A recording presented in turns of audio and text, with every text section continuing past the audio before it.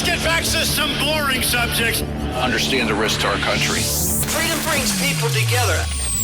You're listening to the We Are Libertarians Network. Learn more at wearelibertarians.com. Welcome to We Are Libertarians. My name is Chris Spangle. Thanks so much for joining us here on the program. We Are Libertarians is... the heck was that? We Are Libertarians is a program where us group of friends sit down and we react to a video and talk about current events and life from a libertarian perspective. And I don't know what we're talking about, but I am going to mute Harry, his computer. But today we're going to be talking about Civil War, I think. Right, Harry? Yes. All right, so he's got a clip for us to react to, and it is Tim Pool talking about Civil War. So we're going to get into that right after these words here on We Are Libertarians. Warning, this show is for adults, produced by semi-adults. So the language is sometimes strong and offensive. I don't know what I said.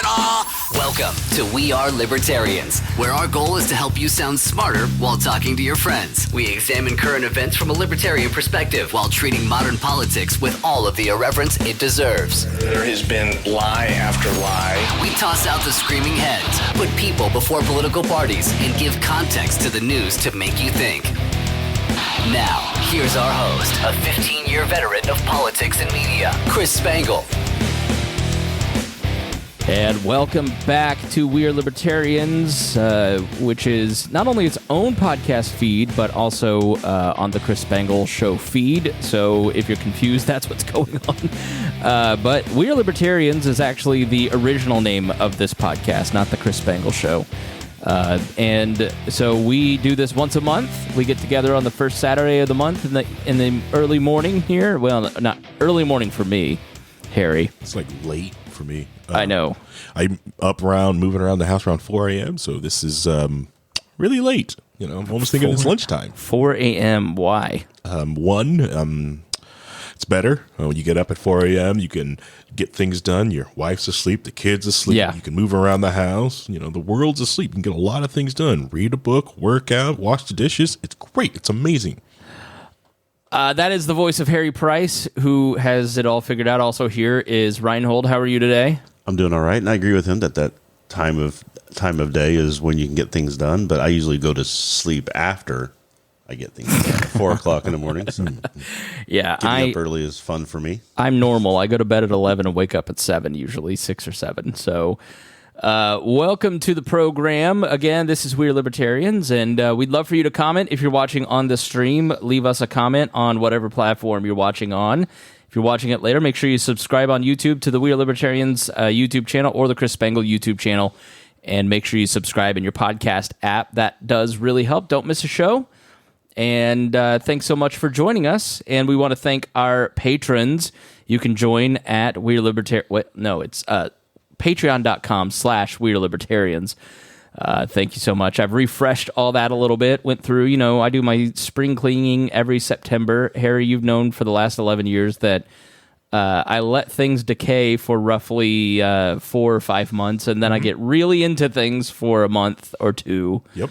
And I have my spring cleaning periods. Mm-hmm. Yep, which is really good to get things done, because you have the energy to want to do it. Yes. And you're going to burn, I don't want to say burn out, but you're going to do a bunch of cleaning, and then eventually you're going to go to your winter break. You're going to hibernate here in a bit. Yes. And you have to, if you host a podcast or have any online brand, you have to at least once a year. It's like having spices in your cabinet. We had this can of ground dried mustard that my mom probably still has in her cabinet. And I was in high school. I was like, this is from 1987. Why is this in here? Oh, wow. And so it's easy you have to go through and throw things out based on their expiration date. I usually do that the last week of the year. And that's what you have to do with the podcast. You have to go and check and make sure your website's cleaned up and all that. So go check out the Patreon. We'd love for you to support us. We work on the value for value model, which means if you get value out of the Chris Spangle Show, Low Key Wall, We Are Libertarians, the Brian Nichols Show, all the shows on the We Are Libertarians podcast network, then please give value back. We put a lot of time and effort into this stuff.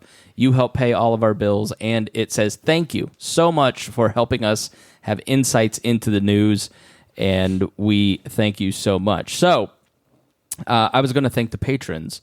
Thanks to our $100 a month patrons, Jason Doolittle. We are here at the Doolittle Studios in person. It is named after Jason because he gave us the seed capital to get the house kind of set up. You can't see the house here, but there's all kinds of lights and cameras and all kinds of things. Quarter of $1,000,000 studio. Easily, yes. I mean, it's move over Jordan Peterson with the leather chairs. So Jason Doolittle, Christy Avery, Vincent Peichel, Rhinehold, and the person I think that's it. We've kind of, I'm doing it off the top of my head, which I should never do.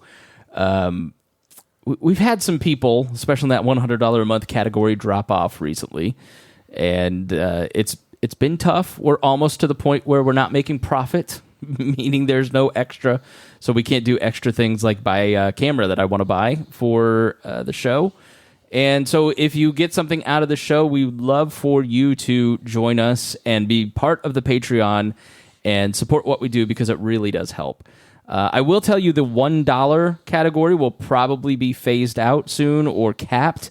I just did my taxes because I wait till October 15th.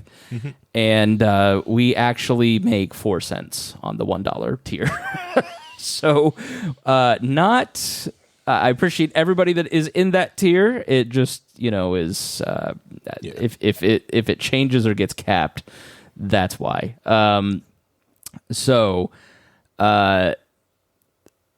Anyway, Matthew Durbin, I'm so sorry. I knew there was one person that was slipping my mind. So sorry, Matthew. Good dude. Just got married from Louisville. He does fireworks. Oh, nice. So he does all the fireworks at one of the colleges down there.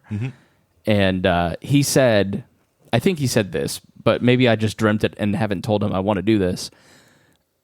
I want to do a parade. We are Libertarians float, and we have him shoot fireworks as we go down the parade. Oh, nice. What town will let us put a float up? With fireworks? Yeah. No town. But we don't have to ask for permission. Okay, that's fine. We can do the Fortville parade. Burn all the Boss Hawks contacts. Let's go to Newcastle, because we can get out of trouble there.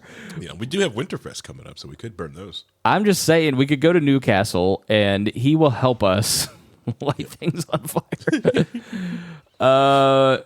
Rhinehold, thanks for being here. You drive like an hour to be here, and you're $100 supporter. So you're a giving man. We always appreciate it. No problem. Thank you.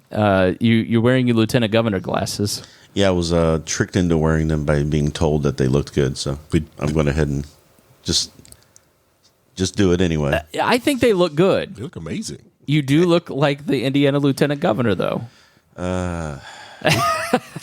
I think you look great. No, they look amazing. Be confident.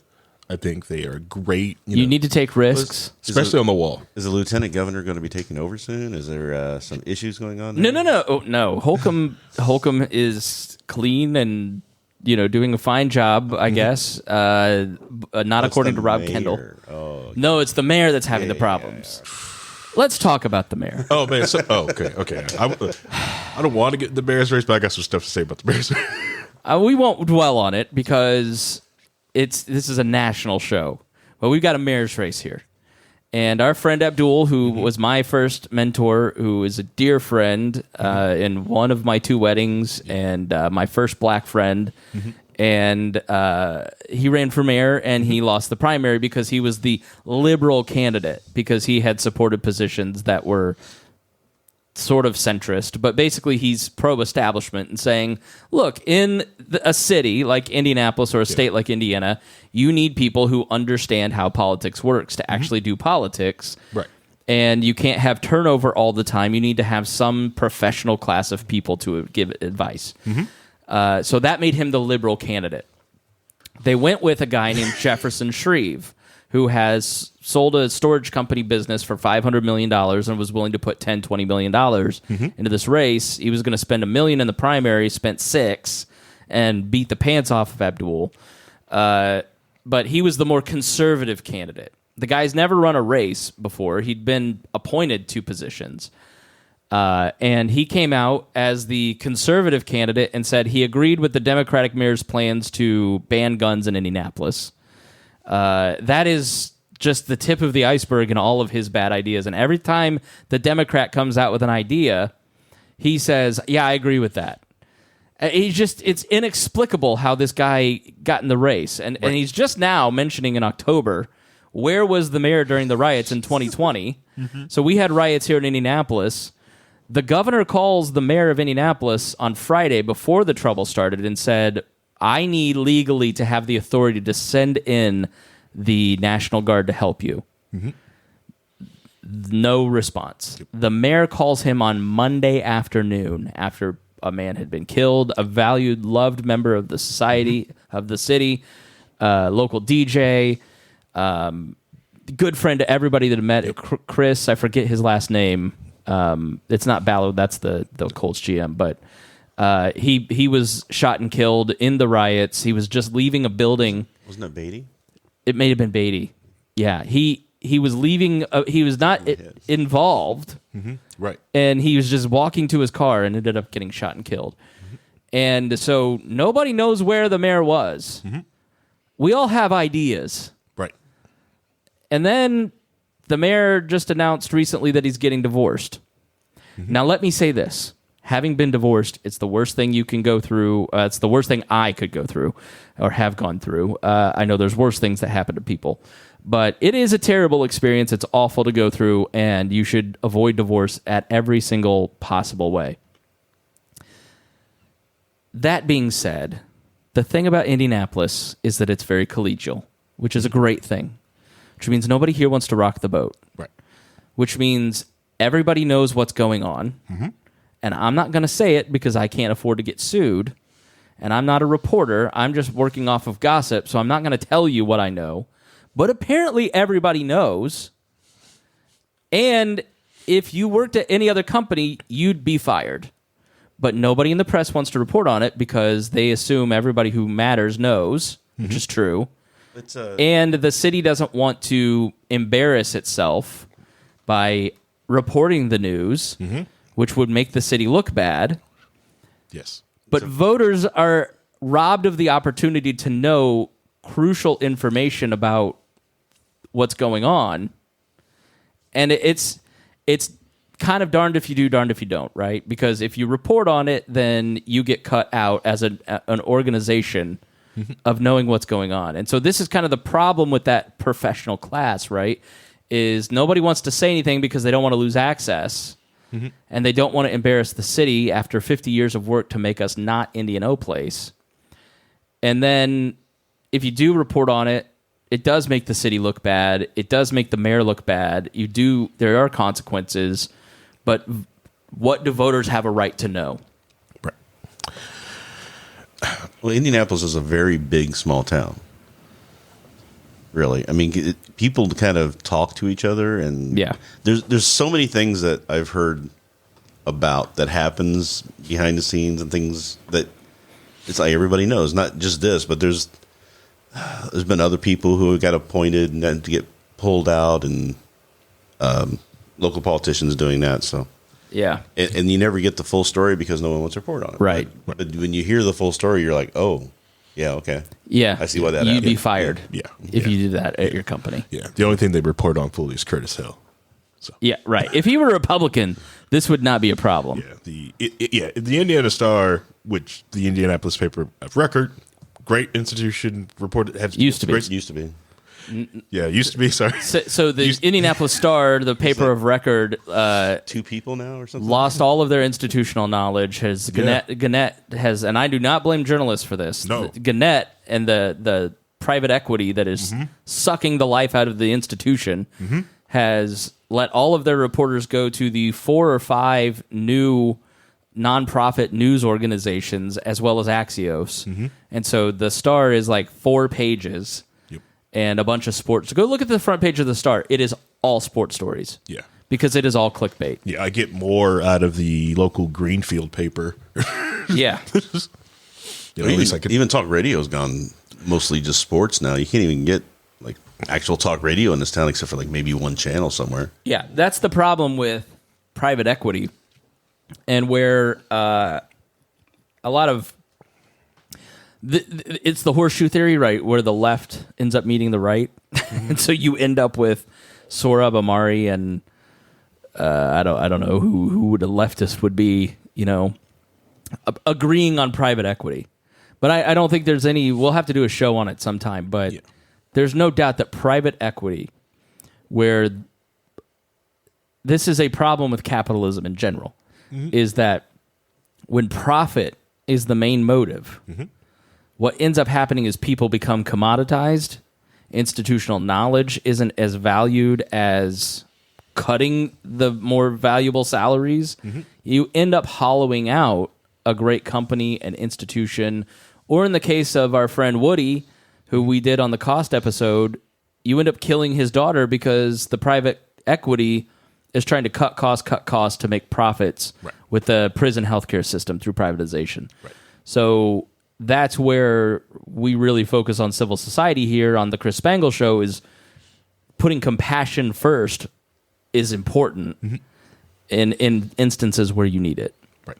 Yeah. It's a centralized force at the bare minimum where you need to use civil society to cure problems, and then you need profit corporations to fund all of it. Yeah. And the government just being like that, just make sure no one's defrauding themselves, just more being the ref in the whole institution instead of like also manipulating the game, because a lot of the things with talk radio and stuff like that is just the federal government FCC also ruins it and gets in, and it's just a whole monopoly mess. Yeah. But the last local thing I did want to talk about, I actually met a Shreve supporter. First one I've ever Really? met. Yeah. There's no signs anywhere. I've never seen a sign. And I really had to get this out of her talking. It took a while. It was at yoga too. Nobody is happy about this guy, and that's the thing. Like, Abdul had raised like $100,000, and this guy raised $6,000. But if you looked at the report, Abdul had like twice as many people donating, as this guy. Yeah, but it's just cash. He's just got boat raced through cash. It's just how everything is. It's just like if it's the same thing that happens to every time a libertarian runs. You're just going to get boat raced on cash. You can have the better message. You can have everything else, but like, dude's got 10 mil. What do you have? Yeah. So I don't know. It's that's, a decade ago we had a lot of like independent journalists at the local level. They unfortunately passed away or stopped writing. That, bloggers that would they were absolutely despised. And that's the thing. You've got to have people in culture, society, wherever people gather. You've got to have sometimes the one person that everybody hates to push the ball forward. Right. And that's what the other thing with Abdul was running. I've met some hardcore lefties in Broad Ripple talking about, I don't agree with Abdul. I don't like him, but he's fair. All right. And I think he will at least put the city back on track. And I was like, okay, that's fine. Yeah. That's fair. That's how I felt about him too. I was like, yeah, I don't agree with him half the time, but he is fair. He's not going to make the city go down the the toilet hole. Yep. So I'm only saying this stuff when I shouldn't be, just because hopefully somebody somewhere will start putting some pressure on journalists to do their job. Yeah. Well, that's Christo Spangle. But we'll see. Yeah, not Chris Spangle, it's Christo. All right. I don't know why you're doing this to poor Rhinehold, but your it's not the first time. Your reaction video is the second time. Is who? We're going to react to a Tim Pool video. I enjoy watching Tim Pool's content. I find it because it gets me frustrated sometimes. Sometimes I agree with the man, but sometimes I get frustrated because I feel like he's also 10 years behind everybody else. When they talk about and they complain about things, I'm like, okay, you've seen this, but like, dude, you're well behind the 8 ball on this. Right. But he's been on this harping for the last few years, like 3-4 years, about the whole Civil War thing. Yeah, there was that image that Civil War time, Civil War starting, Civil War. Right. So and it's coming on to this fever pitch, which I said in his brain. Yes. Hold on, we'll get to that in this episode. Skip it ahead. Okay, skip it ahead. I'm trying to lay the groundwork. Sorry. And so all of the people in the comment section, when you watch it, it's all Civil War post. So this is a video from a month ago, right before Trump got the mugshot, right? So keep in mind some facts have changed in the video. It's not him being completely wrong all the time. It's just more of facts probably hadn't come out at time of recording of this video. Got it. Rhinehold, got to be fair. He's already not fair. All that stuff has been known for years. Nobody just wanted to accept the facts. You'd be fair. We haven't really done an episode yet on the Trump stuff, just because I never had time to read it. But we are going to. I am working on it. You are well divorced with the facts. I did this test on a Discord call with a friend, and we made it 5 minutes in. So especially when he started getting into like honestly, I feel when he starts getting into the actual Civil War history, that you'll probably go on and rant to Rhinehold and I and go get donuts and come back. No. Okay. Is it like I was watching some Christian YouTuber yesterday saying that the Civil Rights Act had created a new constitution and completely changed the American Constitution, and we're now operating under the new Constitution of the Civil Rights Act. And I'm just like, how do you have 170,000 subscribers being this dumb? How? We're going conspiracy. That's the thing. No, we're done. There's a guy named Joel Webben who looks like a discount Matt Walsh. We needed somebody on the network that is just like the biggest sellout ever to just pump views. I know. What we need to do. I know. We need Larry back. Where's Rimzo when we need him, man? It's I think about that all the time, Rhinehold. Maybe I think I said it in chat the other day. I just need to sell out. I need to pick a lane and sell out. Because trying to be an independent person and think about things from my own perspective is... People want to hear the weirdest, craziest stuff. They want the Alex Jones. They want the... Well, if you really want to sell out... The EAS test will activate your vaccine. Yeah. If you really want to sell out, what you should do is create a GoFundMe campaign. Yeah. And talk about, I'm going to start put up a bunch of capital, and I'm going to start a reality TV show that is open up a co-op grocery store and just videotape just a co-op happening. Fascinating. Red meat for all the libertarians who can't say co-ops can't happen. How does that make anybody mad? That's what you... Oh, it's the logical fallacies that happens with a co-op. When you start it's all fine and dandy when you've got your initial team and everyone's making money, and then everyone's got to take a decision like, all right, we need to hire some more people. Are there naked people in this? What? Not the co-op? Nobody's going to just watch a live stream of a co-op. Oh, yes, they will. No, they won't. Oh, No, it's not a live stream. It'd be it's like a reality. Yeah, reality TV show. Spliced together. Yeah, Oh, okay. We'll cause All right, drama. okay. Oh yeah, Yeah. I just imagine like four hippies exchanging, bartering goods. You get money from the Republicans who say co-ops can't happen, and then you get money from the Democrats because you try to have it in you put it in a food desert. Oh, okay. Very good. You know.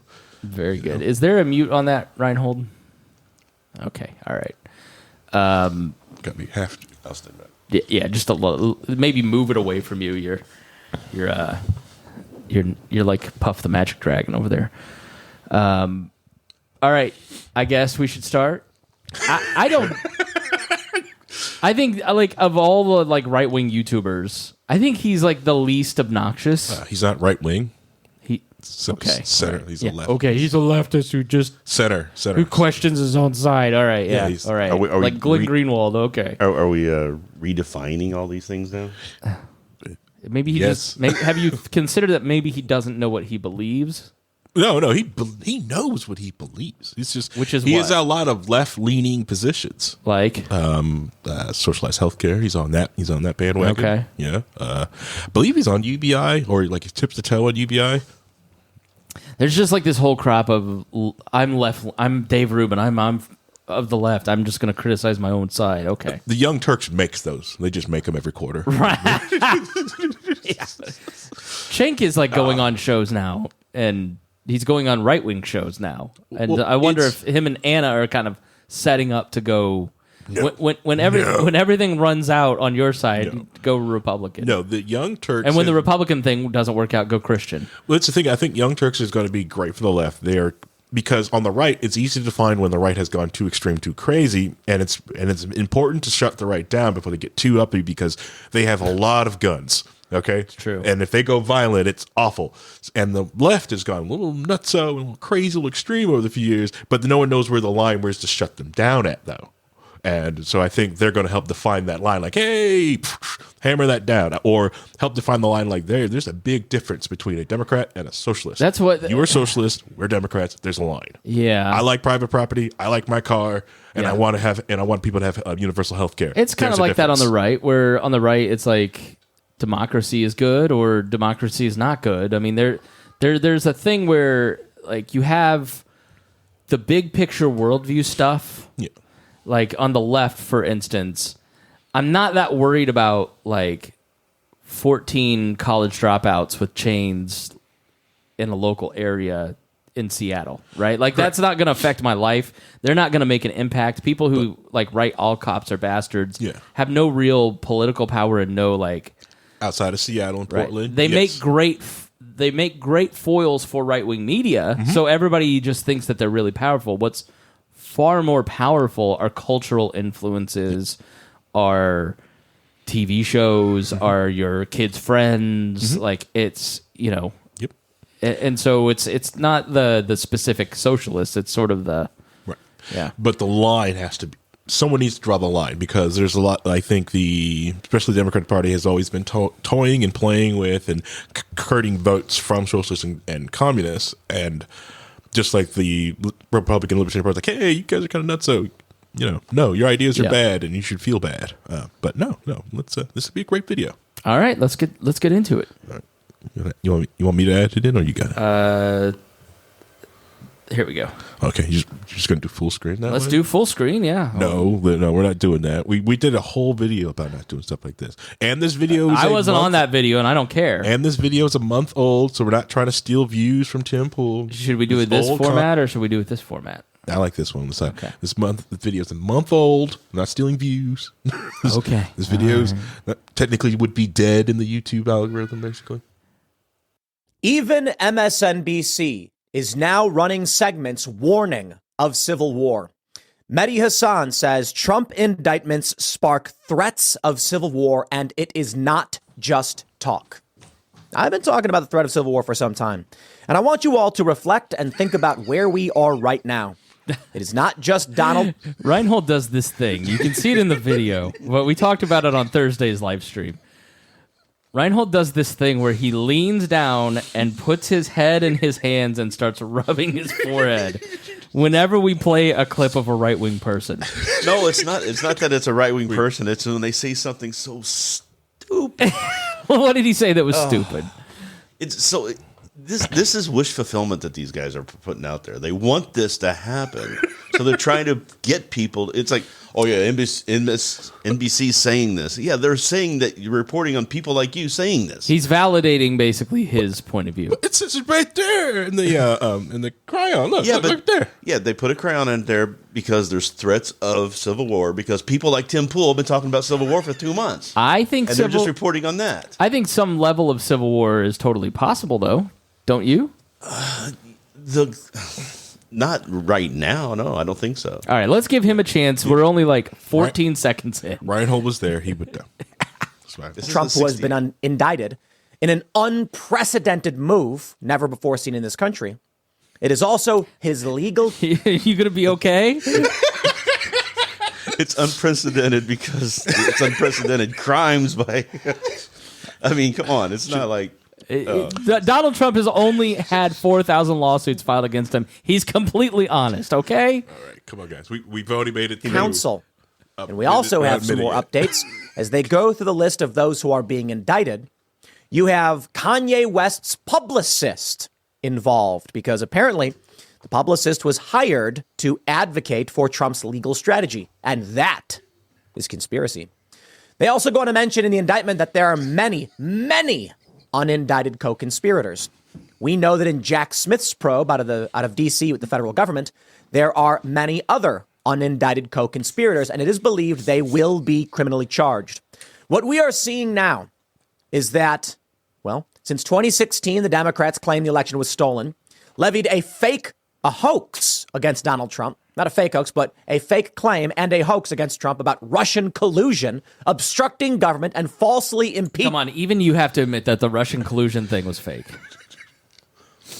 Define what you mean by Russian collusion. The Steele dossier, I remember on this program in 2017 saying how stupid that was because it was so clearly fake. The Steele dossier, first of all. Okay. See, he can't. No, it's not this. It's you what I'm never met a prosecutor that you don't Steele love. The Steele dossier had nothing to do with anything. It was yes, of course media. it did. What are you talking about? That's not why there was an investigation. The whole investigation was predicated based on him being a Russian spy because of the Steele dossier. No. Yes. No. Yes. The whole the operation started 3 months earlier because Papadopoulos was out there popping off saying we're working with the Russians in order to get Trump elected. That's what the investigation started at. I think he's going to punch me. No, I'm not Never just, seen I'm him just get saying mad this. I keep hearing all this stuff where people are trying to say, "Oh, it's a hoax, it's a hoax, it's a hoax." Then why were like 12 people arrested and put in jail and money was taken from them? Who got put in jail? Because I thought it was just the 6 Russians in the Mueller investigation that got indicted. No, it wasn't just the 6. One Russians. of them being also, Prigozhin, who just got killed, by the way. Right, but I mean, there were other. Prigozhin was like in charge of the whole Russian activity that was happening during the 2016 election, but we had people like we had learned from the Stone trial that they knew that they were getting that information from WikiLeaks. It was coming out. They got pre-notified about it like a week in advance. So they got told by the Russian agents that they were working with. I can't remember his name. The guy Flynn. Flynn was working literally with a Russian agent and giving him inside polling information. They were taking that information and going to Prigozhin and then pushing stuff out to social media. All this stuff was happening. They met with an agent to try and get dirt on Hillary, and when they didn't come up with the dirt that they wanted on Hillary, they canceled the meeting, but they were willing to do it. All this stuff came out in the Mueller report, but nobody wanted to read the Mueller report because Bill Barr said, "Oh, there's nothing in here. It's exonerating." So everybody just laughed it off. If you actually read that thing, it was not a fake thing. Not wrong. They did try to do collusion. They were just too inept to actually do collusion. They got caught. Correct. Now, that's just not type of thing that most of the Democrats did lean on the throughout the 2016 was the Steele dossier, pumping that out. A lot of news sites did do that, and some FBI investigations did work on that. That was the first time that everybody heard about it. That was the thing. And it was so obviously bogus. It was sensationalist because of the P tapes. That's what started it all. The P tapes. So the P tapes. It's like, okay, but there's all this stuff that's actually happening that people are investigating. Even the FBI was just like, and they ignored still the dossier. It was hardly used for it. The only thing it was ever used for was one of the pieces of information used to renew Carter Page's wiretap. And nothing came out of that. They didn't get any information from Carter Page from that wiretap. It was completely irrelevant to everything that was going on in the investigation, but somehow it's become all of this was based off the Steele dossier and it was all fake and a hoax. And it's like, no, it was not. You know what? I don't like your red glasses. The continuation was based off that crappy dossier. Yes. The news media was hyping it up was that trying to use it for. They were trying to use it in the 2016 election. They were trying to use it, and it all came from the Steele dossier. It wasn't even from Hillary to begin with, anyway. It was from McCain and his opposition research. That's when it got started. All right, let's go. We're only a minute 18. And then it was still partially a little bit funded from the Hillary Clinton. No, it definitely was. She was pushing it. They were trying to use it to get elected. All right. Impeaching him twice. I don't see how this is anything but a revolutionary period. Or I should say Civil War period. Now, many people tell me that I'm wrong, that I'm crazy. They take my tweets and they say, look at all the times Tim said this. And I just think back and I would say it this way. If you go back to when I was saying several years ago that we were tracking towards a civil war, I'd watched a documentary about the Spanish Civil War. I've watched short videos about the Russian Revolution. I've watched, probably a dozen American Civil War documentaries. And This guy's base of information is watching documentaries? Hey, Harry, describe my face. As this man said he watched YouTube videos. Yeah, he watched a documentary. Your face went from like, all right, he's going to tell me all his sources. And then when you just find out you just watch a YouTube video documentary, your face just started to crumple. It's just like, what? I've got bookshelves of this. It twisted into what? And look, this is why let he who is without sin cast stones, right? So, back in the old days, my prep was a lot of documentaries. Yeah. But you're not being paid like this man is, and this is his full-time job. People are not listening to me at the level they're listening to him. But you know what I realized? If this was your full-time gig, you would give us a reading list on Mondays. Yes. What I realized in 2018-ish, 2019, was that my learning and base of knowledge was insufficient to do the program I was doing. And what ended up happening to this show, as I can tell the people who are still here, because we've lost a fair amount of people because I phoned it in for 2 years, was that around year 9 of the show, I realized the level of people that were listening to me and the level of responsibility that I carried with that. Like, if people are taking what you say that seriously, and that is like a heavy responsibility, and you better not half behind it like I was most of the time. Like when Greg was on the show, he was the smart one, and I was the one that ran the podcast. And then when he left, it was like, I've got to actually start being smart. Okay, I've got to start like researching. And then we had that period, Harry, where I over-researched. Yes. But I realized doing that, how flimsy my knowledge was, and how not going to college, not finishing my degree, never taking my schooling that seriously, had left me with significant gaps. And it led to a major crisis of confidence in doing this show. And so what I have been doing since 2019 is taking some college courses, reading like a madman, 2 books a week, like investing in shows like History of Modern Politics that have set off. Look, I don't know the history of Western politics. Like, I need to dig in and do a bunch of reading on this. I'm starting a project that you'll hear on the show with Caleb Franz about America's 250th birthday. What are the documents and events that led up to the Declaration of Independence on its 250th birthday? Like, and then how did that impact us after? And then the religious side of me, like investing in apologetics and philosophy and understanding what I actually believe, and then articulating it to all of you. It's a heavy responsibility that, fortunately, it's not that much of a responsibility, because in the process of checking out a little bit to do it, we have lost some of our audience. But what you realize is you get to just ignored all that and just watch a couple YouTube videos and get 150,000 the next 10 views. years of this show will be so much better because of the work I'm doing right now. Yep. But that tells me that Tim doesn't understand the weight of his responsibility and the depth of knowledge that you really need to have to be a good commentator. I don't feel I have that. I feel I'm an okay commentator, but I could be so much better had I spent the last 25 years reading and not just watching YouTube videos and documentaries. I don't think Tim Pool is concerned about being that responsible commentator. I think he's just wanting to figure out what's the best way to get the clicks so I can get the money so that I can have this as my job. And also push out my beliefs and agenda onto people and get them following along with me. I think he's moving on the knowledge that he does have. Yeah. I think maybe a little business thing minded because he's got workers and an empire to build. I think I think he needs a break. I think he needs a good 2-week vacation every quarter. To touch grass? To go not touch grass, just to disconnect from the internet. I realized around 2020 that, like, that's why 21, 22, I didn't do that much. Because I realized I was physically manifesting symptoms of the stress of trying to make We Are Libertarians grow, trying to read all of this, trying to understand everybody's point of view, the weight of trying to gain knowledge and trying to take everybody seriously at a certain point makes you just collapse.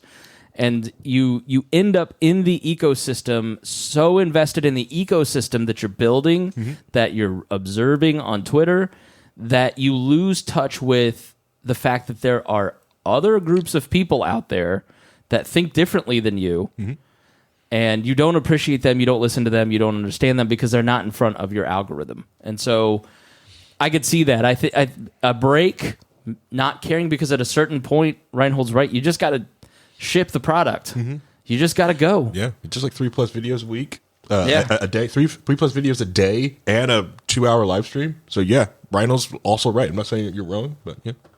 Yeah. Well, if somebody does tag Tim Pool and say that we're talking trash, make sure they say that Harry loves him. Harry does really like him, and Brian Nichols was on his show, so I do appreciate him in certain ways. Yeah, but yeah. As a beanie skateboarder, I appreciate the guy. Yes. I've watched his content a long different time, but like he also brings on people that I do respect, like Luke Radowski of We Are Change. Love Luke. I don't think that he's that crazy about the Civil War thing, but we're going to give him his due, and then we'll talk about that, and I'll argue with that Rhinehold.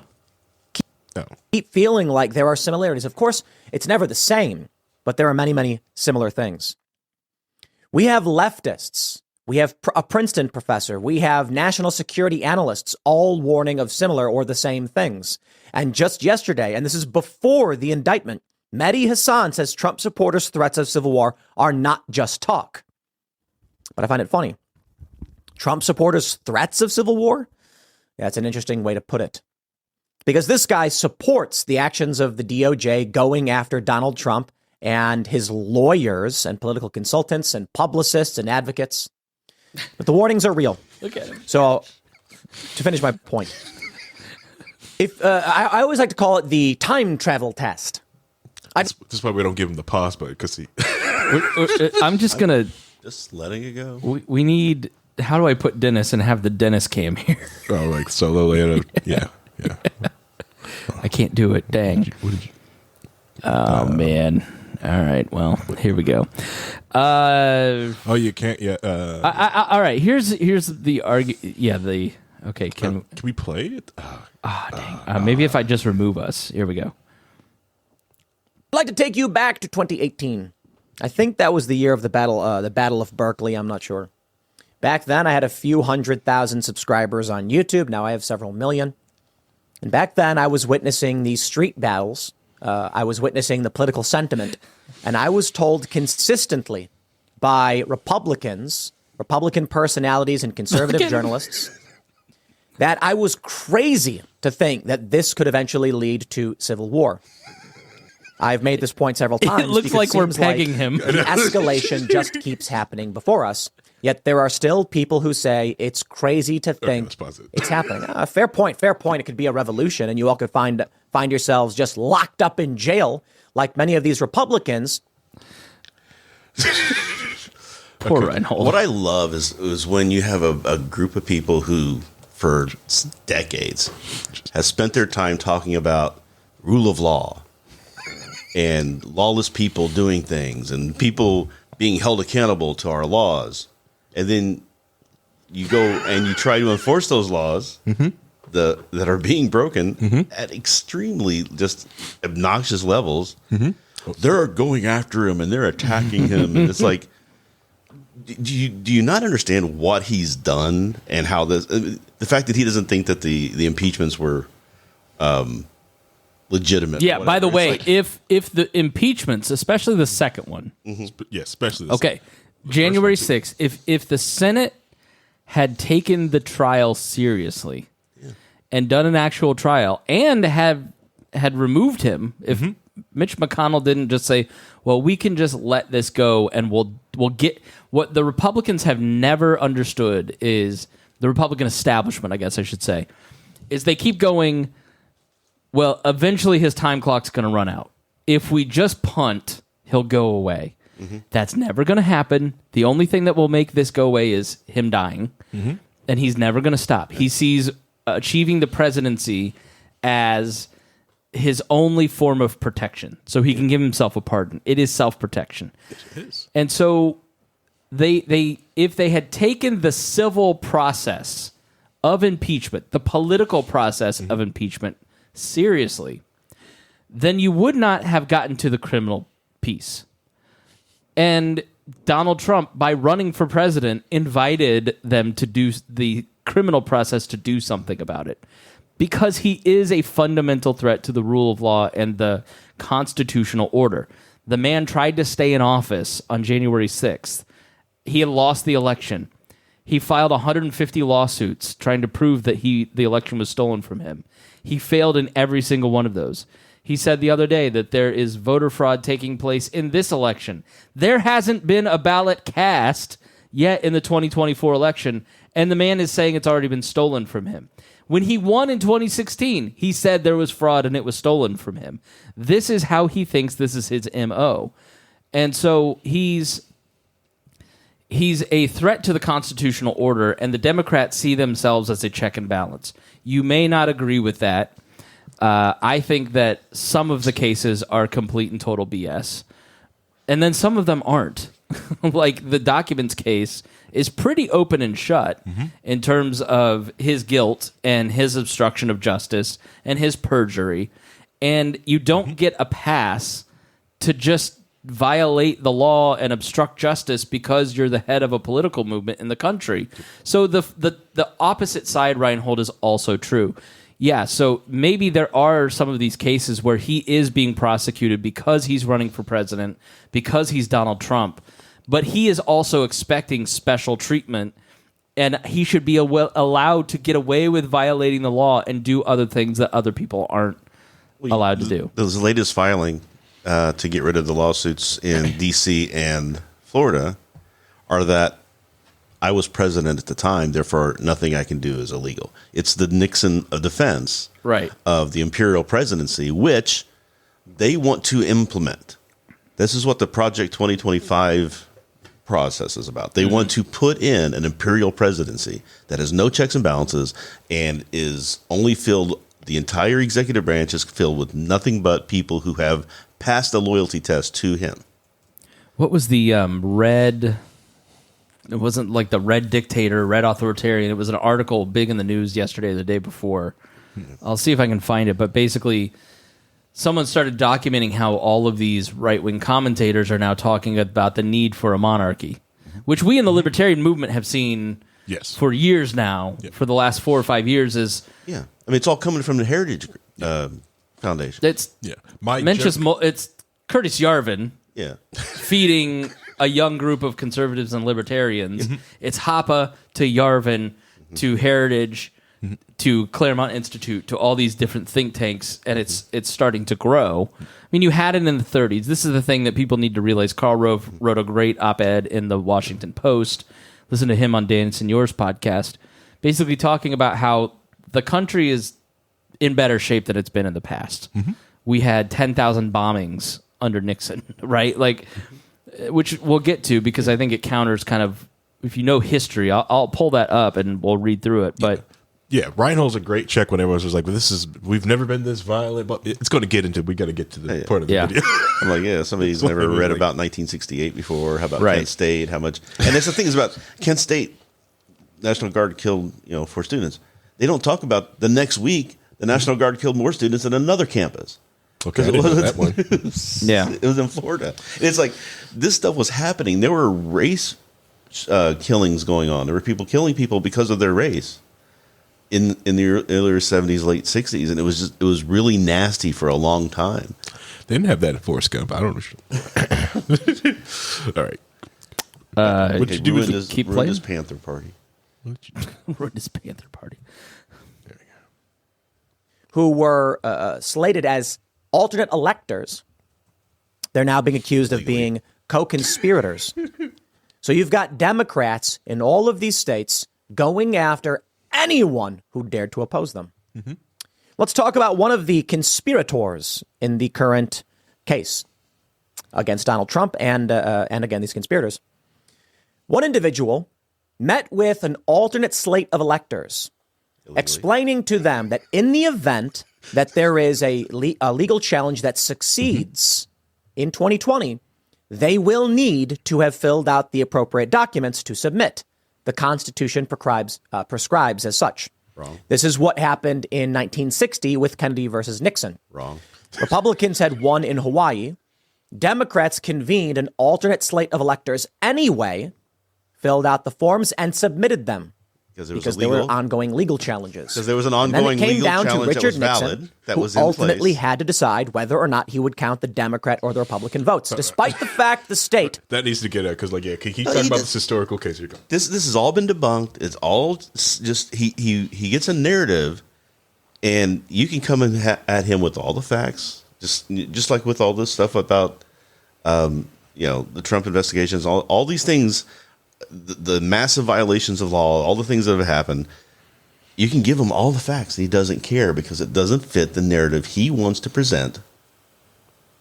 But you say that all the time, but people don't go and read what you read, and they don't. No, people like him are supposed to be out there presenting the information to people so that they don't have to go read it. They can hear it from someone who's supposed to be a political commentator who does the work like you're trying to do, where you go out and get all this information, you present it in a way so people can understand what's really going on. But that's not what they do. They don't care about that. They want to propagandize, and that's what they're doing. This is propaganda because they're not giving you the full story. They're not giving you the counter. They're not admitting that what they're saying is not true. They're doing this in order to push people to thinking this stuff because they know people aren't going to go out and check on whether what he said is right or not. Yeah. Yeah, I could do this every Monday now with Rhinehold. Hear him rant. Honestly, old rant section. Honestly, like I feel like we should get his blood pressure monitor on the screen and just watch it go up as we press play. I got my watch. Unfortunately, Rove didn't write an article, so I can't go back. But my heart rate is at 80 right now. So that's good. Okay. It's a normal day for me. You look like you're working out hard. You look like we'll get that up. You look like you. Well, in this shape, any movement at all is going to be seen as a shock to the system. Movement at this point. Let's keep going. Had certified the Republicans. Nixon said, "We're going to count the Democrats," and that was history. Mm-hmm. Donald Trump and his team came up with a similar legal argument. Now, on the left, they argue that this was a crackpot scheme to try and steal the election because they lost. On the right, they argue that there were discrepancies. There was evidence of fraud or malfeasance. There was none. There were issues pertaining to the executive of states changing the rules despite the fact that the Constitution says the state legislature has ultimate say. Which they gave. The argument from the Trump camp boiled down to a very simple point. We could probably do a whole episode on that with the Pennsylvania Constitution, them changing the thing like that. But yeah, it's just how it's worded. Right. It's very weird. But yeah, it's a whole like I want to say 2-hour essay on like what happened. Mm-hmm. Yeah, but anyways, state legislature has not had its say on these election procedures. The vice president should not accept the results, the electors that were presented to them. Often they were done by either courts or the governor, and that he should send them back to the state legislature to vote on them. Now, I don't know. You can argue that Trump is lying, or you can argue that he was wrong, or you can argue that he was right. Regardless, this is a legal procedure for handling it. Not regardless. He's lying. The man is lying. He's lying, and there's proof against it, and he violated the law several times, and there is why we have the court case. Now, granted, this is before the mugshot. The indictment, I think, was just released when this was recorded. Okay, in Georgia. Okay, so yeah. Look, the two New York cases, the Bragg case is ridiculous. Like, I forget what's the subject of that one. The payments to Stormy Daniels. Yeah, right. Come on. It's the re-election one. The Georgia case is flimsy. What? The Georgia case is absolutely not flimsy. Oh God, no, it is not. Whoa. Yes, it is. No. That's just you're doing a RICO statue. Yes. You have no direct evidence that he's actually involved. Yes, they do. They're trying to flip other people to turn on him. They have the evidence. What evidence? Let's hear the evidence, Harry. They have evidence of the phone calls with him with the governor to look for the votes, and then all of them pushing that, them going to Secretary of State Raffensperger. Yes, and then going to the when it was the quote unquote phone call when they got permission to go look at the voting machines and stuff like that. Mm-hmm. They didn't, which they're supposed to have this whole thing, so they illegally crossed over there. There's tons of different stuff. I can't remember off the top of my head because I'm not prepped for this. I forget most of this thing. Therefore, I win. No. It's like a 75-page indictment or something. Yeah, with this all is a the massive detail indictment. that's in there. Yeah, it's massive. It's a RICO case. You don't have the smoking gun. The Republicans have the smoking gun. Which is what? The phone call to Raffensperger? That's one of the smoking guns. They also have text messages. They have eyewitness of testimony. Mm-hmm. Yes. Saying, go steal me 11,000 votes. He said it on the call. Yeah. They're prosecuting him on what Georgia statute? I can't remember what the statute's called, but but it's a voter fraud one. We could go. You know all right, what? Let's do an episode on it later. We'll all come back. We'll come back and do this. I'm going to have a free Saturday coming up here shortly. The documents case, though, is open and shut.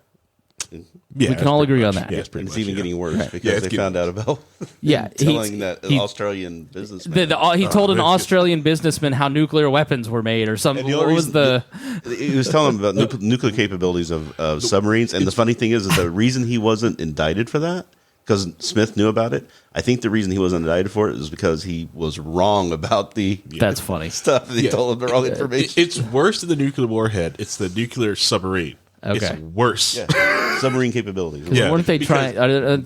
Most countries can't do the nuclear submarine. They can't do it. No, they can't do it.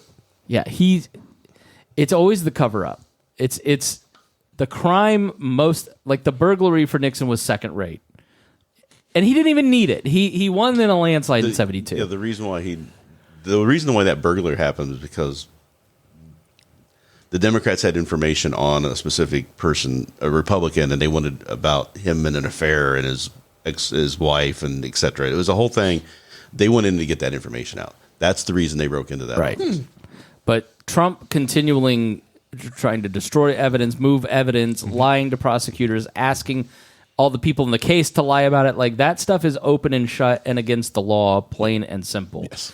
So I think you can argue, look, if you're Tim Pool or you watch Tim Pool and you think everything he says is right, or you're a Trump fan, like you look at it and you go, okay, Chris Spangle is going to give you the argument that Georgia and the two New York cases are meant to punish Donald Trump for running for president.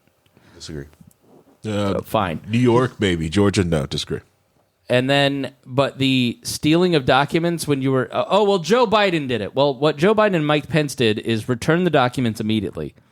They didn't try to argue that the documents were theirs. They didn't lie to investigators that they had them, move them, text people and threaten witnesses like you. And attempt to destroy evidence by destroying the video camera feeds and the server. They tried to destroy the server and realized they couldn't do it. Right. Somehow that room got flooded.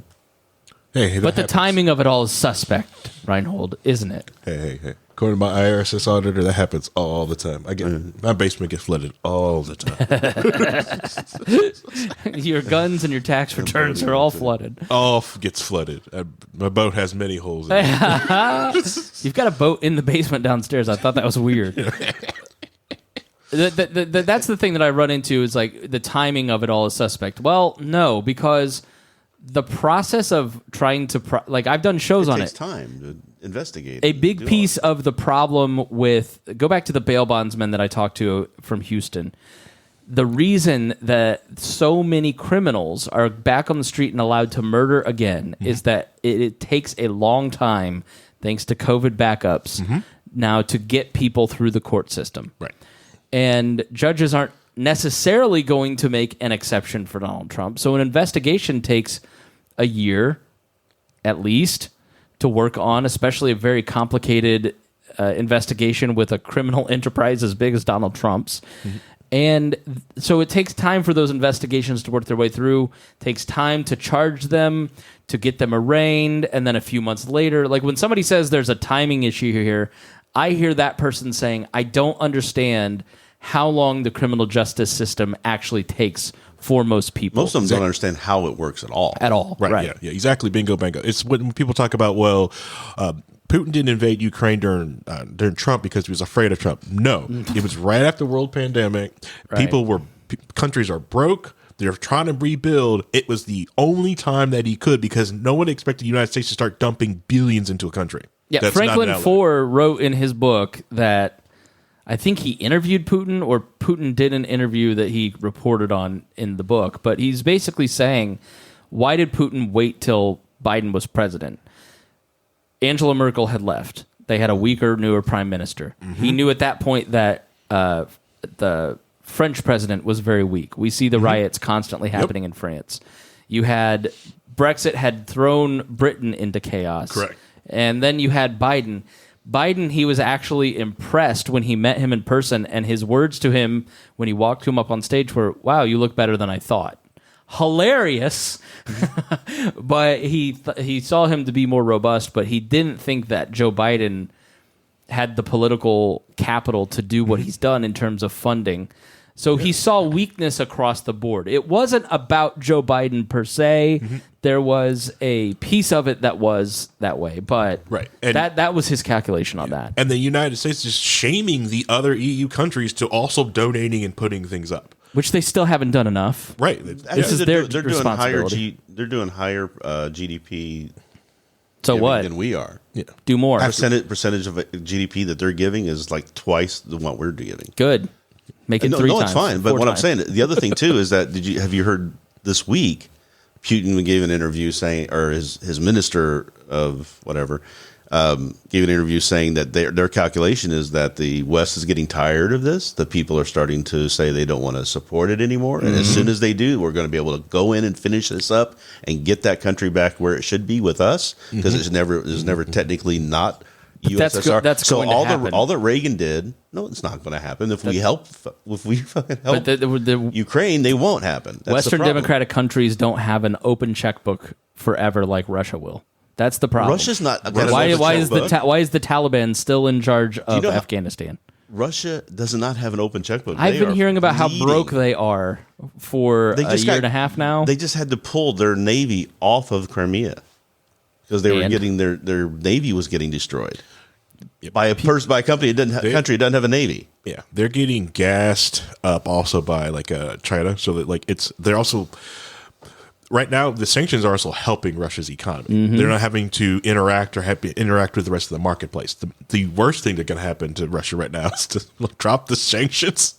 Their economy won't be able to take the hit. Yeah, and fluctuate. But they'll never do that. Oh no. That's we're just going to continue. That's a terrible way to take. We're just going to continue the sanctions and let them continue to build an alternative economy that will end up in 10 years. No, why would F us? Who's their biggest ally? China? Ooh, they good luck. Brazil, they can't get up. Yeah, Iran. Yeah. I've just been hearing for 10 years that China's about to collapse, Russia's about to collapse, North Korea's about to collapse. These economies just keep growing, they keep getting stronger, and they keep networking together. BRICS is in a different place than it was 10 years ago. I think the biggest hitter inside of BRICS is India. India is the biggest hitter. 100%. And eventually, India is going to find out the lead weight of the Indian economy is China, who India and China are not friends with. Brazil and Russia and India will. If India's smart, they'll do something. They'll go somewhere else and gets out of BRICS. That is a lead anchor to the Indian economy. Yeah. So let's go back to the Tim Pool video. We're way off on tangents, but that's what we do. If the vice president decided that he agreed, and he could have, it would be kicked back either to the state legislatures to decide, or it could go to delegates in the House of Representatives. The delegations are not the total members of Congress. It was believed at the time, Newsweek wrote about this before the election, I can't believe this is over 3 years ago, that what would happen is there are more Republican delegations to the House than Democrat, and thus they would likely elect Donald Trump. But this is the process by which the Constitution and legal precedent sets for how we deal with these discrepancies, how we deal with these conflicts. We don't just say, one side is right, everyone give up, we're done. We say, hey, I have a challenge to this. And then the legal challenge carries on, and that's how the system is to be handled. Mike Pence ultimately decided not to participate, and that's that. Yeah, he decided not to participate. Because he's not legally allowed to. The other thing, too, is that there was no legal challenges going on at the time. All of them had been dismissed and found to be without merit. Yeah. It's not like they had ongoing legislation happening at the time anyway. Yeah. To be fair, some challenges were made, and either the judge has said they didn't have standing, and the cases did get thrown out. Or they kept appealing, and eventually a case got kicked back up. Was it like Arizona? Wasn't it, with the voting machines there? But that was very small, very small little section. Yeah, like one or two out of 150. To be fair, I think he won one case. I'm trying to steel manning the argument. Steel manning? I've never heard steel manning before. You mean straw manning? No, I'm steel manning it. Instead of fighting it. Yeah, instead of making it stronger. Okay. Yeah, I'm steel manning. Thank you. Thanks, Rhinehold. You make all the arguments in the world. I think that's that. A legal challenge is made. Mike Pence says no. We move on. There wasn't a legal challenge. But that's not what they're doing. They're advancing forward. They're advancing forward with criminal charges against lawyers and political consultants and publicists. Mehdi Hasan, here's what he says. He warned that threats of political violence are no longer just talk, as some elected Republicans allude to civil war or the use of force amid the criminal prosecutions of Donald Trump. The MSNBC host on Sunday was discussing how a possible conviction. So clarification, the article they published was from, they posted the video on MSNBC today. It was actually from 2 days ago. The host on Sunday was discussing how a possible conviction and sentencing of the former president would play out among his supporters, particularly as Georgia prosecutors look to bring their election interference case against him to a grand jury on Tuesday. Trump is already facing 3 other criminal cases. Hasan rolled a clip of one Trump supporter speaking with NBC News' Vaughn Hilliard at a New Hampshire rally last week. If Donald Trump were to be found guilty by a jury, where do you see this going? Civil war, the woman responded, adding, because we can't live together, obviously. Mm-hmm. These were not the rantings of a cultist Trump superfan, Hasan argued, pointing to elected Republicans who have made similar remarks. And you know what? Before they did ask someone to New Hampshire. Yeah, people have been stockpiling weapons ready to break Ian Freeman out of jail. Allegedly. No, he's allegedly. See you in 8 years, buddy. He's not allegedly in jail. They're allegedly breaking him out. Yeah.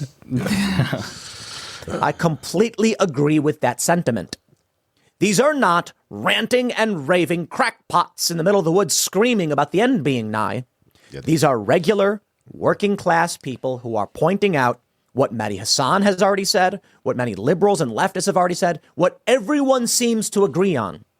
There have been numerous. We all agree, right? So here's the thing he's doing, and it's I see this a lot. Hasan or Poole? Poole.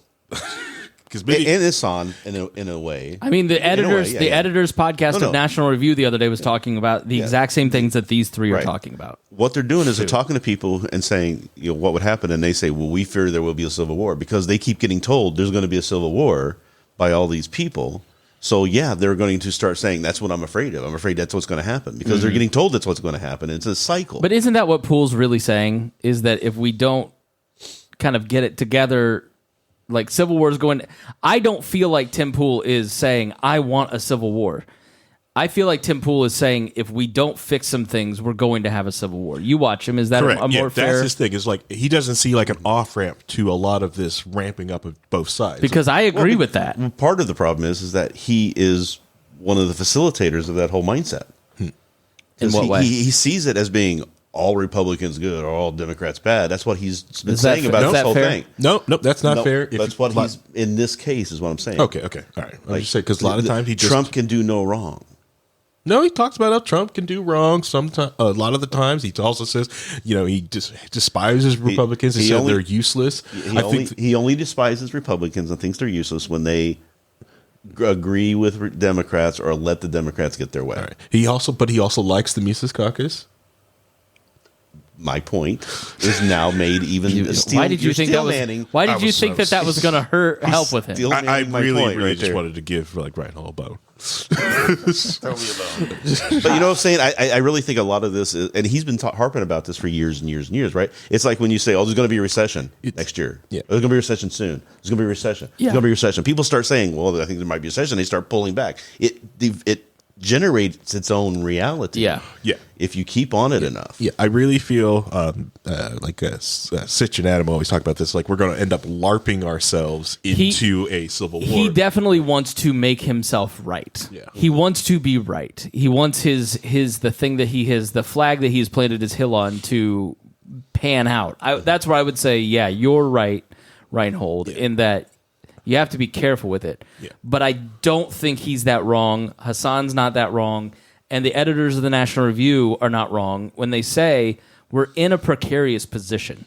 Yes. And when you have a left that obviously will burn down cities. Yes. I don't know what's going on in Philly. I don't think it's politically motivated, but you have people in cities that are willing to burn themselves out of their houses. Yep. And business is down. And then you also we've gotten to the Kyle Rittenhouse point. Mm-hmm. You know what the editors on the most recent one, because I listened about the Kevin McCarthy stuff. And what they were saying is was actually pretty grim in that Donald Trump's not going to win again because he isn't going to get more independence. You may have a situation like Hillary where the black base specifically stays home. You see the massive erosion of the black vote, and there isn't a Democratic presidential candidate that can win without black women. You see what's happening in Chicago. Yeah. The Chicagoans are getting pissed off because they've been dangling the keys of reparations in front of black people for decades, and then there's like, well, just one day you'll get your money. Just keep voting for me, you get this money, and then they have these the migrants come across the border, and they're going to give them housing, money, jobs, Right. and so they're like, so you're going to give it to them? They're not U.S. citizens. Yeah. And That's what happened in Germany. So that's why Germany started the ADP party. Is East Germany is still very poor compared to West Germany, West Berlin, I mean. And so the immigrants were all settled into East Berlin in the projects. Mm-hmm. And so the poor Germans there were like, the F? What do you do? Correct. Which radicalized East Berlin to become more towards authoritarianism. But it's almost like at the history rhyme. I think I'd be looked at modern Germany right now because that side of Germany is still not as rich as the other side of Germany because of 70 years of communism. Yeah. And let's just some of the stuff like, sorry, I've been learning more about Germany. It's like, it's kind of like effed up little place. Mm-hmm. Lots of weird stuff. Go back to Asia. It's almost more stuff going on. It's a little safer. So let me finish my point with the editors. What they were saying is that you may have Trump win because enough Democrats stay home, but he's not going to increase his vote total. He's got his base. He may even start to shed in the... This is what Rove was saying, is that he could see someone coming in and taking Biden's place. Because if you remember, LBJ dropped that out after New Hampshire. Mm-hmm. He dropped out the election year in 1968, which, Hubert Humphrey came in, RFK came in, but first there was... I forget the candidate's name. He mentioned it, but he was the sacrificial lamb that wasn't going to win, but cracked open the idea, which let everybody else come in. And that could happen to Biden still because he promised to be a one-term president and be a bridge builder, and he's trying to be a change maker, and there's resentment on the Democrat side. Mm-hmm. But then he said on the Trump side, when you look at his numbers, and I'll put the link to this podcast, both of these, because I thought they were interesting, but... we talked about Trump and his numbers in Iowa, New Hampshire, where they're exposed to other candidates. You see his numbers really, really, really softening. And what if somebody does really well in Iowa where he's not really campaigning, and then that kind of cracks open that door? Maybe it won't be Trump versus Biden. I'm assuming it will be. Yeah. But he said, basically, so what the National Review people were saying is... Trump's not going to win, either not the primary or not the election, because the fundamentals of the electorate are not there for him.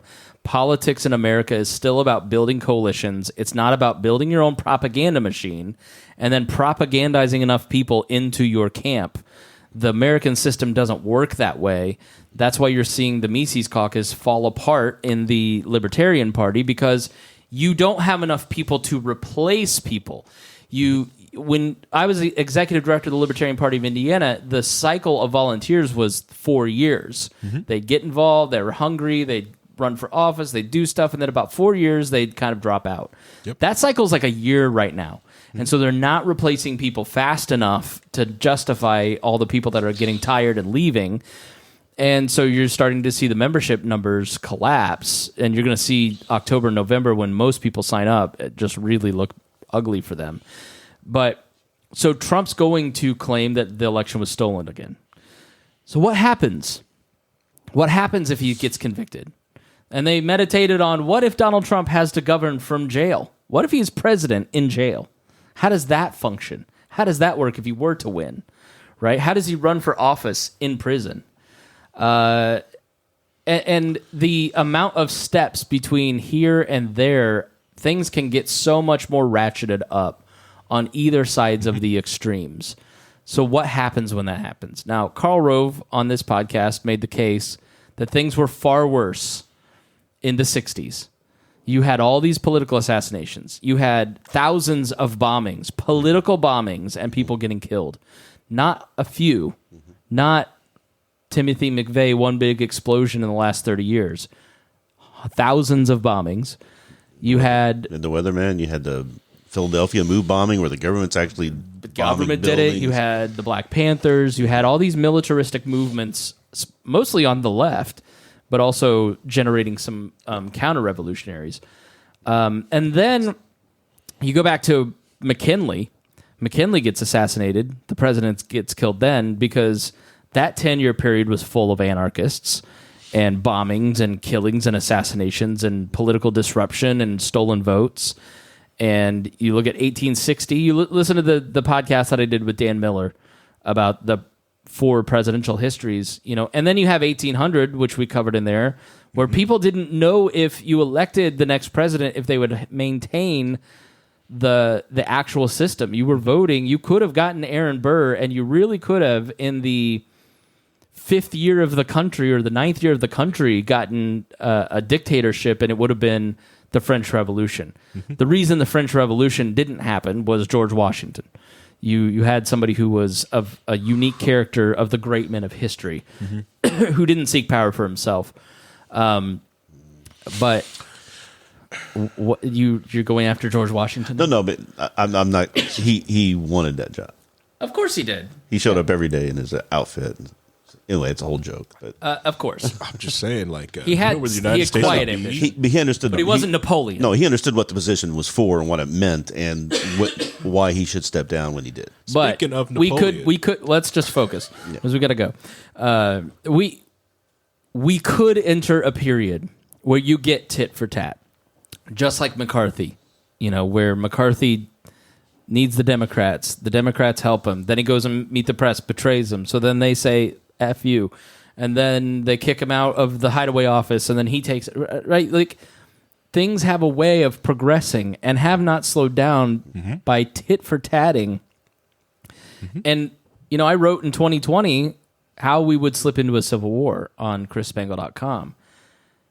What if Donald Trump loses again? And he is growing on Truth Social to be more violent, more militaristic. They need to be jailed. These people that I don't like need to be killed. Let's kill the drug dealers. He never said that stuff in 2016. He's gotten much more willing and comfortable with language of violence. What happens if he does start calling for violence from his prison cell? Right? What happens then when he gets locked up because all these people think that he is being unfairly prosecuted? Because they don't have access to information. They have access to information, but they don't consume the information that you do. He's in jail. He's lost the election. You've got his acolytes on social media constantly spinning this stuff up. 20% of police forces in the military are with him. So when there is actual shooting and violence, 30% of the police department just doesn't show up to help because they're not on the right side. Yeah. They're liquidating his assets in New York, so he's going to have liquid cash. Right. So they want to go after Mark if he's forced to sell. I look at this and I go, money. I don't feel like it is all that crazy to think. Now, would we have a civil war where you'd have a sixth of the country dying like in the 1860s? No. But could we get to the place of the late 60s, early 70s where there's political assassinations? We've already seen that attempted. Steve Scalise, Gabby Giffords. Now, these were wackadoodles, but you just need a couple wackadoodles to get, now. Copycats. And if the economy gets bad enough, I just don't see a lot of these guys with Punisher signs on their trucks going, you know what? I don't like my F-150. I don't like my family. I don't like my house. I don't like the $500,000 I make running my lawn care service. I'm ready to go start shooting for Donald Trump. I just don't think those guys get there. But if the economy were bad enough, maybe. What I think you see, and you've seen this since the Civil War. You've seen periods of unrest, people getting violent, people throwing bombs and everything else, and then there's a cooling off period. Better heads prevail because society just doesn't want that anymore. As a whole. So the society as a whole is going to start clamping down on it, making it untenable to keep doing that. getting those people put in jail, like they did with the weathermen. They're going to start pushing back against this. I don't think we live in some revolutionary moment. I think that we are living in a society that is getting more conservative, not just in its entertainment choices, not just in the fact that I think, yes, there is the great de-churching, but there is a much bigger willingness now versus 10 years ago for people to be openly Christian. I think people are getting more conservative as millennials get older, have stuff to protect. Yes. And so I think that people overestimate the willingness of the millennials to go start shooting when we're all 40 now. I've got 2 kids and a house and a car payment. I can't go do revolutionary libertarian politics like I did. And that's why can't afford $20,000. That's why a lot of libertarians and other people like that, revolutionaries, don't get it. Is that people want to wake up the next morning after an election and not have to worry about what their job have is predictability. Like. They want predictability. They want stabilization. They want a stable economy. They want stable everything. And you're not going to be able to convince them to throw it all away in a revolutionary fit. Not enough people are going to jump in on that. Yeah. So, and that's what's really like. Also, like what Tim Pool's going to get in this in this video, I don't think we'll get to it. That's why Antifa and stuff like that in those little pockets are really dangerous. You've got a bunch of young people and millennials, right, who have nothing and have created these little pockets of themselves, and they keep churning and making more of themselves. Yeah. So that's like the. But they also keep phasing out of it too. Correct. They finally find they make a relationship, they get a job, they start settling down. Especially like that's another reason why they got so mad at Andy No, because Andy No was like posting their names on it. So it also was like, okay, well, now your name, your face is attached to this organization. So when you get out, you have to deal with this stuff. They've also been putting the wrong names out there, and now people are getting their lives destroyed for not even being involved in it. So I think there could be a period where both sides are revolutionary and do some things that are really bad. But I think the tendency in American society has always been for the middle to pull back on the extremes. They're willing to let these two sides go for a while, which is why I was completely wrong about things like lockdowns, because I thought the middle will surely correct the government and push back, and it took way longer than I expected. I don't think I realized how freaked out and scared people actually had gotten when like a month's worth of research in April would have made you go, okay, Rhinehold has some different factors than I have. I can go to Florida in July, but people are still wearing masks. A lot of people were worried they didn't want to be blamed. No one wanted to be down on history like, well, you're the person that did that. Right. You did this. What ifs? I don't want to be sued. Then some people were also just drunk on power. Imagine being like just the health person for the county and going like, I can control who's open and who's closed. I have that power. Well, I think the incentive structure is not as much that as like, all right, why did Greenwood put orange construction fencing in April around all their playgrounds? Right. What if 6 months from now, I'm the cause of people dying?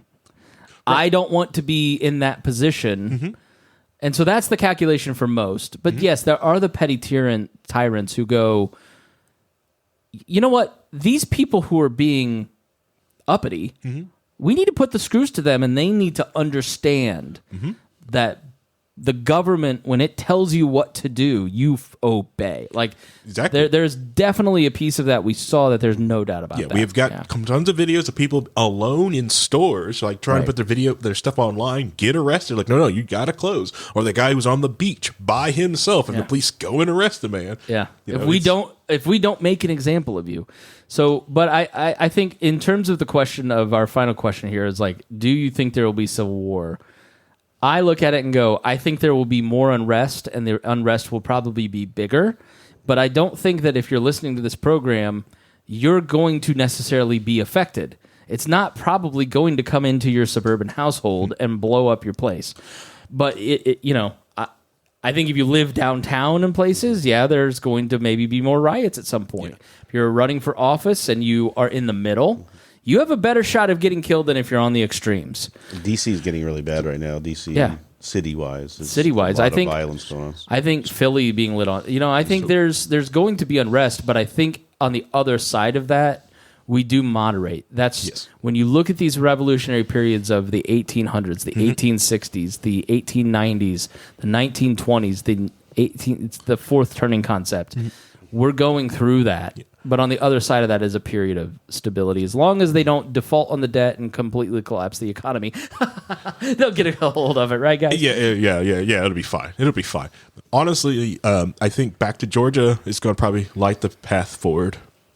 Is the RICO case against Trump and the RICO case against the Antifa members for Cop City, of showing people of like, because a lot of the hangups of a lot of these, like these roving gangs, a lot of things you like to do is basically cast like dispersion. So it's really hard to find someone because, you're going to arrest somebody who's wearing black jeans, a black hoodie, well, how many people look like that? It's kind of hard to get them. But if you can get them into a conspiracy, you can go ahead and get that whole gang and just wrap them up. Now, I hate that law because it does get some people unfairly, but it kind of does gut out a lot of that violent stuff like real quickly. It's something the Republicans built up in a lot of different places to go after the mob, or in Atlanta to go after gangbangers and stuff like that. And it was getting used against Trump and these Antifa members in the woods for Cop City. Giuliani was the biggest, pusher of the RICO statutes back in. Ironic. Rhinehold, Civil War or not? I don't think we're going to see a civil war. I think we're going to see we're on an apex right now of violence. I think after the 2024 election, there will be fallout, and then it will start to go back down. Yeah. All right. Thanks, everybody, for joining us. Harry, good video. Thank you so much. We didn't even get to half, did we? No. Did we break the Discord record? You said 5 minutes in, right? Yeah, 5 minutes in. Yeah. Yeah, we got 8 and a half minutes into this. Yeah. Because there's a real spot section that's coming up, but if we touch it, another. Because it's going to talk about Article 1, Section 3 of the Constitution, and oh man, that's just going to send me the video, please, and I'll put it in there so if people want to watch, they can. Okay. All right, thanks everybody. Paul says 8.5, 2 minutes, too much. You know what? We make fun of Rhinehold here for being annoyingly progressive. Mm-hmm. Paul is taking that title. First off, Rhinehold argues from. Look, you have your smug points, but I find when we're arguing, you're just, no, that's not true. Here's why I think that. Paul is mocking. Yes. And it's not and I don't mean that as a compliment. I think he just, we always joked about how Rhinehold is trust the narrative Rhinehold. Never met a prosecutor that he doesn't love. But you have trained. Paul has spent too much time around you because he's like your little acolyte running around acting the same way. Get that photoshopped up. He's the Sith. They always two. They are. Never talk to me and my little progressive again. Yeah, I needed a Sith Rhinehold and Paul. Paul says I'm not progressive. I just have a low tolerance for Tim Pool, and it's because he's right. You perceive him to be right wing. You don't like anything right wing. That's the reality, Paul. I don't like Tim Pool. I think he's irresponsible. Irresponsible, but I mean, just a bad person. I don't think he's a bad person. I think he's. I don't feel like he's a bad person. I don't think he's a bad person. I wouldn't. I get that feeling from him. Just Matt Gaetz. Yes. Matt Gaetz, right? McCarthy, and those guys. Yeah, they're all bad. Grifter, bad person, right? Definitely McCarthy, bad person, liar. That's what I was saying the other day. I was watching Comer try to run, and it was just like he just oozes. Tim Pool doesn't seem like a bad person. He seems to me like a person who isn't careful. Yeah, not careful. Audience captured it sometimes. Right. So. Audience capture, he's too busy trying to give his audience what they want as opposed to challenging them. Yeah. Okay. Yeah, sometimes. Sometimes I think he's unthinking. I think he hears something from someone else and he goes, "Oh, that sounds good." And goes, oh yeah, yeah. Sometimes he fights against it, his own audience, and it's when he's really good when he's doing that. But sometimes it's It's not easy. No, when your income is based on making your audience happy. Right. I mean, we're at the point now with the Patreon where I'm about to have to. I'm not. We're going to be upside down. We're going to be coming in next week with beanies on, right? Is that what we're doing? No, we're going to have to start canceling some things. If we make that type of money, you guys better put that beanie back on. But you get to that point and you go, look, and we're making. I'm not making a living doing this. I'm paying our bills for the network, and I get a little extra. Yeah. But if you were making your entire salary off of it, you better believe there'd be that incentive to never really challenge your audience. You'd be a prisoner of your own success. Of I need to make sure they're happy. Yeah. Okay. For sure. So, all right, fellas. Thanks so much. We really appreciate it. Thanks, Rhinehold. Thanks, Harry. Thank you, audience, for being with us. We will see you again next month here on We Are Libertarians.